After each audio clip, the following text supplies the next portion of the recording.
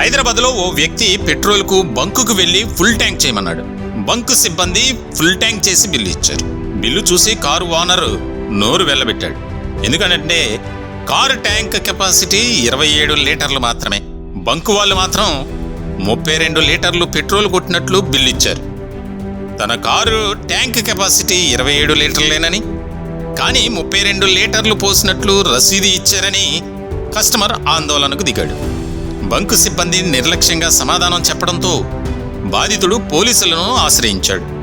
దీనిపై కేసు నమోదు చేసిన పోలీసులు మీటర్లలో ఏవైనా అవకతవకలు జరిగాయా అనే కోణంలో దర్యాప్తు జరుపుతున్నారు. ఎందుకంటే నువ్వు కొట్టిన పెట్రోల్ నువ్వే కదా కొట్టింది, నేగా కొట్టించుకుంది. మరి నాకు తెలుసుగా నా బండి మీ సార్ ఏమంటాడు 10 లీటర్ల ఎక్స్ట్రా ఇటు పట్టింది ఈ ట్యాంకులో. HP petrol బంక్లో వచ్చాండి. నా కారు ఫ్యూయల్ కెపాసిటీ వచ్చేసి 27 లీటర్స్. ఆల్రెడీ రిజర్వ్లో పడంలోనే వచ్చాను. ఇక్కడికి వచ్చి చూస్తే 28 లీటర్స్ కొట్టాడు. అదేంటంటే డౌట్ వచ్చి ఆపి మళ్ళీ ఆటో స్టాప్ వరకు కొట్టమని చెప్తే మళ్ళీ 1 లీటర్ 23 పాయింట్లు పట్టింది. మొత్తం ఈ లెక్కన 29 లీటర్లు 23 పాయింట్లు పట్టింది. ఆల్రెడీ నా దాంట్లో 2-3 లీటర్లు ఉన్నా కానీ 32 లీటర్లు దాటింది. కానీ ఇది కెపాసిటీ 27 లీటర్స్. అదేంటని అడిగితే పోలీస్ స్టేషన్లో కేసు పెట్టుకోండి అని చెబుతున్నారు. వీళ్ళ దగ్గర కొలవడానికి మెదిలింగ్ సిలిండర్ లేదు, ఏ క్లాస్ది.